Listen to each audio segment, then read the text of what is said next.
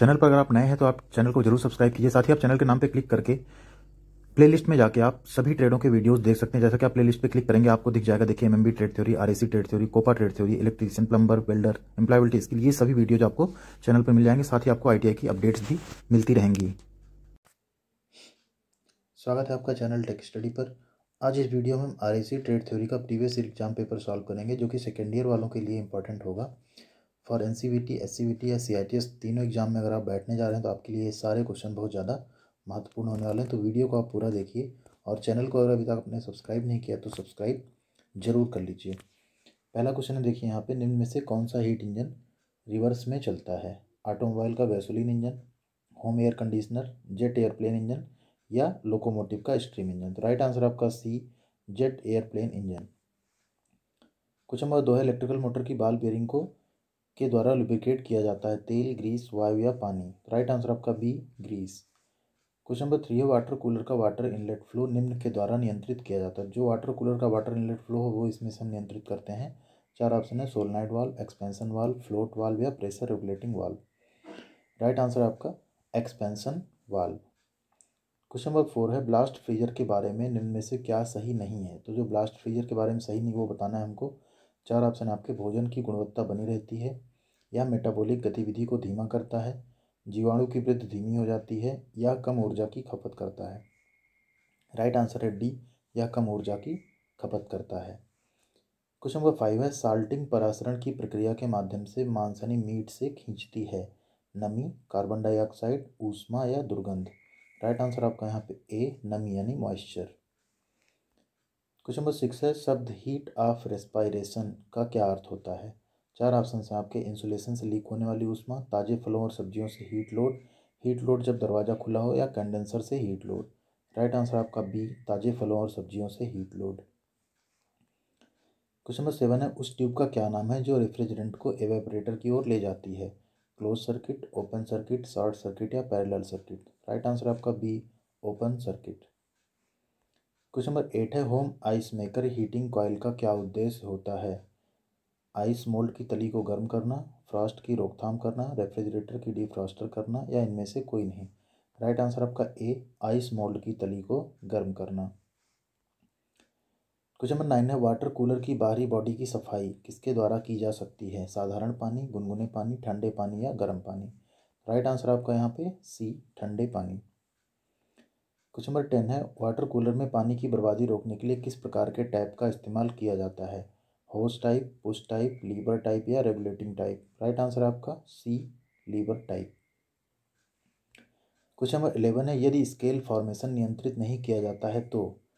4 option है आपके, heat transfer की दर में कमी करेगा, हीट ट्रांसफर पर कोई प्रभाव नहीं डालेगा, हीट ट्रांसफर की दर में वृद्धि करेगा, या हीट ट्रांसफर पर नगण्य प्रभाव डालेगा। राइट आंसर आपका यहाँ पे ए, हीट ट्रांसफर की दर में कमी करेगा। क्वेश्चन नंबर 12 है, निम्न में से क्या टावर वाटर में अतिशय ठोस सांद्रता बनने से रोकता है? 4 ऑप्शन आपके, no blow down, intermittent blow down, continuous blow down या rare blow down. Right answer आपका B, intermittent blow down. Question number 13 है, यदि पाइप में कैल्शियम कार्बोनेट जमा हो जाता है तो यह पानी के प्रवाह को रोक देता है, पाइपों के भीतरी व्यास में कमी कर देता है, ऊष्मा विनिमय को बाधित कर देता है, उपरोक्त सभी। राइट आंसर आपका यहाँ पे उपरोक्त सभी। अगर कैल्शियम कार्बोनेट पाइप में जमा हो जाएगा तो ये सारी चीज़ें होने लगती हैं। क्वेश्चन नंबर 14 है, नेचुरल ड्राफ्ट कूलिंग टावर को इंस्टॉल किया जा सकता है? इंडोर, चारों ओर से दीवारी से घिरे हुए स्थान पर, खुले स्थान पर, कहीं भी। राइट आंसर आपका यहाँ पे चारों ओर से दीवार से घिरे हुए स्थान पर। क्वेश्चन नंबर 15 है, एक्यूमुलेटर की लोकेशन क्या होती है? जो एक्यूमुलेटर उसकी लोकेशन क्या होती है वो हमेशा लगाया जाता है आपका कंडेंसर के आउटलेट में। तो ऑप्शन डी आपका है कंडेंसर का आउटलेट। क्वेश्चन नंबर 16 है, रेसिप्रोकेटिंग कंप्रेसर में क्लियरेंस प्रदान की जाती है? तो रेसिप्रोकेटिंग कंप्रेसर में हम क्लियरेंस में प्रदान करते हैं वॉल्यूमेट्रिक इफिशियंसी को बेहतर बनाने के लिए, कंप्रेसर की लाइफ बढ़ाने के लिए, वाल्व लगाने के लिए, या कंप्रेसर का पावर कंजम्पशन कम करने के लिए। तो राइट आंसर आपका सी, वाल्व लगाने के लिए। क्वेश्चन नंबर 17 है, आजकल इस्तेमाल किए जाने वाले रेफ्रिजरेंट। तो यहाँ पे देखिए 4 ऑप्शन है, एसी विंडो में R410A, एसी में R4070, रेफ्रिजरेटर में HFC 134A, या उपरोक्त सभी। राइट आंसर आपका यहाँ पे रेफ्रिजरेटर में HFC 134A। क्वेश्चन नंबर 18 है, सक्शन लाइन होनी चाहिए बहुत लंबाई वाली, मध्यम लंबाई वाली, बहुत छोटी या इनमें से कोई नहीं। राइट आंसर आपका यहाँ पे सी, बहुत छोटी। क्वेश्चन नंबर 19 है, कांस्टेंट प्रेशर एक्सपेंशन वाल्व को कहा जाता है high side float valve, low side float valve, automatic expansion valve या इनमें से कोई नहीं। आपका राइट आंसर यहाँ पे C, automatic expansion valve. Question number 20 है, सक्शन लिक्विड लाइन में निम्न में से किसके बीच इंस्टॉल की जाती है। लिक्विड लाइन एवं डिस्चार्ज लाइन, सक्शन लाइन एवं डिस्चार्ज लाइन, लिक्विड लाइन एवं सक्शन लाइन या इनमें से कोई नहीं। राइट आंसर आपका सी, लिक्विड लाइन एवं सक्शन लाइन। क्वेश्चन नंबर 21 है, वाटर कूलर का कंप्रेसर होता है स्क्रॉल टाइप का, रेसिप्रोकेटिंग टाइप का, सेंट्रीफ्यूगल टाइप का या इनमें से कोई नहीं। राइट आंसर आपका बी, रेसिप्रोकेटिंग टाइप का। क्वेश्चन नंबर 22 है, डीप फ्रीजर का सर्वाधिक उपयोग निम्न में से किस उद्देश्य के लिए करते हैं। बोतलों को ठंडा करने के लिए, बियर की बोतलें रखने के लिए, आइसक्रीम रखने के लिए या इनमें से कोई नहीं। राइट आंसर आपका सी, आइसक्रीम रखने के लिए। क्वेश्चन नंबर 23 है, विजिबल कूलर में निम्न एक्सपेंशन डिवाइस होती है। तो विजिबल कूलर में कैसे एक्सपेंशन डिवाइस होती है। Thermostatic expansion valve, automatic expansion valve, capillary tube या इनमें से कोई नहीं। राइट आंसर आपका सी, कैपिलरी ट्यूब। क्वेश्चन नंबर 24 है, फ्लोट वाल्व का उपयोग किया जाता है पैकेज प्लांट्स, रेफ्रिजरेटर्स, बड़े रेफ्रिजरेशन सिस्टम या इनमें से कोई नहीं। तो जो फ्लोट वाल्व है हमेशा वो बड़े रेफ्रिजरेशन सिस्टम्स में लगे होते हैं। क्वेश्चन नंबर 25 है, साइड ग्लास निम्न उद्देश्य के लिए फिट किए जाते हैं। तो जो साइड ग्लास उनका क्या उद्देश्य होता है। रेफ्रिजरेंट के शुष्कता अंश की जांच के लिए, रेफ्रिजरेंट में उपस्थित आर्द्रता की जांच के लिए, रेफ्रिजरेंट में वायु की जांच के लिए या इनमें से कोई नहीं। राइट आंसर आपका बी, रेफ्रिजरेंट में उपस्थित आर्द्रता यानी नमी की जांच के लिए। क्वेश्चन नंबर 26 है, कंप्रेसर की हाई वॉल्यूमेट्रिक एफिशिएंसी निर्दिष्ट करती है खींचे गए रेफ्रिजरेंट का द्रव्यमान उच्च है, खींचे गए रेफ्रिजरेंट का आयतन उच्च है, खींचे गए रेफ्रिजरेंट का द्रव्यमान तथा आयतन उच्च है, इनमें से कोई नहीं। राइट आंसर आपका यहाँ पे ए, खींचे गए रेफ्रिजरेंट का द्रव्यमान उच्च है यानी हाई है। क्वेश्चन नंबर 27, निम्न में से क्या वेपर कंप्रेशन सिस्टम का भाग नहीं है। एब्जॉर्बर, इवेपोरेटर, कंप्रेसर या एक्यूमुलेटर। राइट आंसर आपका यहाँ पे एब्जॉर्बर, ये वेपर कंप्रेशन सिस्टम का भाग नहीं होता है। क्वेश्चन नंबर 28 है, कूलिंग टावर का उपयोग को ठंडा करने के लिए किया जाता है गर्म वायु, गर्म पानी, गर्म रेफ्रिजरेंट या इनमें से कोई नहीं। राइट आंसर आपका गर्म पानी। क्वेश्चन नंबर 29 है, कंडेंसर की सतह पर स्केल फॉर्मेशन होता है बाहरी ट्यूब की, भीतरी ट्यूब की, ए और बी दोनों या इनमें से कोई नहीं। राइट आंसर आपका सी, ए और बी दोनों यानी बाहरी और भीतरी दोनों ट्यूब पर स्केल फॉर्मेशन होता है। क्वेश्चन नंबर 30 है, सामान्य रूप से प्रयुक्त होने वाला मल्टी स्टेज कंप्रेसर है centrifugal compressor, screw compressor, scroll compressor या रेसिप्रोकेटिंग कंप्रेसर। राइट आंसर आपका ए, सेंट्रीफ्यूगल कंप्रेसर। क्वेश्चन नंबर 31 है, वह कंप्रेसर निम्न में से कौन सा है जिसमें वेन्स होते हैं। Rotary compressor, scroll compressor, screw compressor या उपरोक्त सभी। राइट आंसर आपका यहाँ पे रोटरी कंप्रेसर। क्वेश्चन नंबर 32 है, प्रेशर ड्रॉप में अत्यधिक होता है कंडेंसर, इवेपोरेटर, कंप्रेसर, इनमें से कोई नहीं। तो प्रेशर ड्रॉप सबसे ज़्यादा होता है आपका इवेपोरेटर में। Question number 33, high pressure cut off निम्न के लिए प्रयुक्त होता है यदि दाब पूर्व निर्धारित सीमा से अधिक बढ़ जाता है तो कंडेंसर फैन मोटर की सप्लाई कट ऑफ करने के लिए, यदि दाब पूर्व निर्धारित सीमा से अधिक बढ़ जाता है तो कंप्रेसर मोटर की सप्लाई कट ऑफ करने के लिए, यदि दाब पूर्व निर्धारित सीमा से अधिक बढ़ जाता है तो इवेपोरेटर फैन मोटर की सप्लाई कट ऑफ करना या उपरोक्त में से कोई नहीं। यहाँ पे आपका राइट आंसर है बी, यदि दाब पूर्व निर्धारित सीमा से अधिक बढ़ जाता है तो कंप्रेसर मोटर की सप्लाई कट ऑफ करने के लिए। क्वेश्चन नंबर 34 है, चॉकलेट का हिमांक होता है चॉकलेट का हिमांक कितना है 20 डिग्री, 25 डिग्री सेल्सियस या 30 degree Celsius, 35 degree Celsius. Right answer आपका यहाँ पे 25 डिग्री सेल्सियस।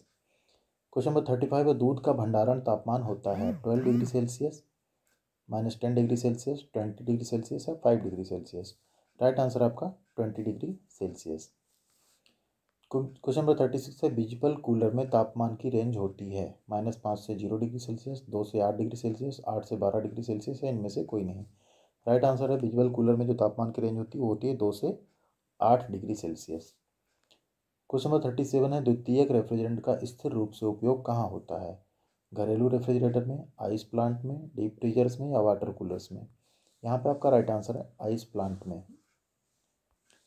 क्वेश्चन नंबर 38 है suction line liquid line heat exchanger के कारण एक्सपेंशन डिवाइस में प्रविष्ट होने वाले तरल रेफ्रिजरेंट की सब कूलिंग सक्शन वेपर का अतितापन होता है, सीओपी में वृद्धि या कमी हो सकती है, उपरोक्त सभी।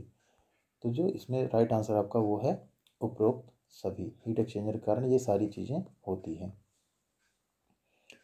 शुष्क इवेपोरेटर वह होता है जिसमें इवेपोरेटर से शुष्क संतृप्त रेफ्रिजरेंट निर्गमित होता है, इवेपोरेटर से अतितापित यानी सुपर हीटेड रेफ्रिजरेंट निर्गमित होता है, इवेपोरेटर से उच्च शुष्कता अंश यानी ड्राइनेस फ्रैक्शन युक्त रेफ्रिजरेंट निर्गमित होता है, या इवेपोरेटर के प्रवेश मार्ग में कुछ शुष्कता अंश युक्त रेफ्रिजरेंट होता है।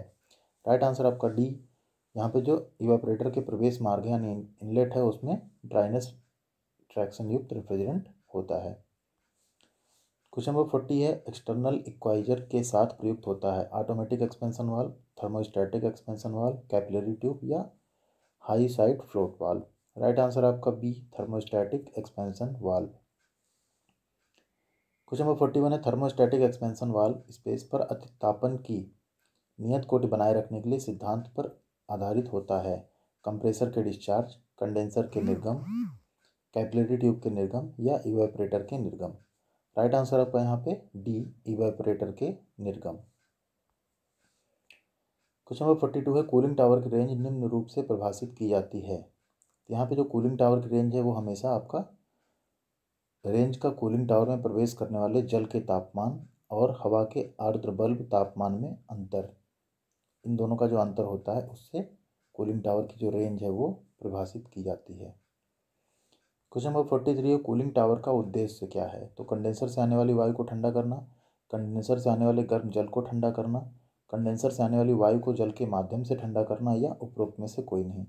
राइट आंसर आपका बी कंडेंसर से आने वाले गर्म जल को ठंडा करना।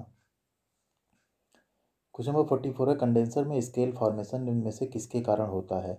ऊष्मा स्थानांतरण में वृद्धि, ऊष्मा स्थानांतरण में कमी, कंडेंसर दाब में वृद्धि, या बी और सी दोनों। यहाँ पे आपका राइट आंसर है बी और सी दोनों। क्वेश्चन नंबर 45 है उन रेफ्रिजरेंट्स की निम्न हानि है जो कंप्रेसर में प्रयुक्त होने वाले खनिज तेलों में पूर्ण रूप से मिश्रणीय हैं। ये सिस्टम की क्षमता को कम करते हैं, कंप्रेसर पावर को कम करते हैं, ऊष्मा स्थानांतरण में वृद्धि करते हैं, या इनमें से कोई नहीं। यहाँ पे आपका राइट आंसर है ए, ये सिस्टम की क्षमता को कम करते हैं। क्वेश्चन नंबर 46 है सेंट्रीफ्यूगल कंप्रेसर में इम्पेलर में वात सूचक होते हैं जबकि डिफ्यूजर वात सूचक रहित होते हैं।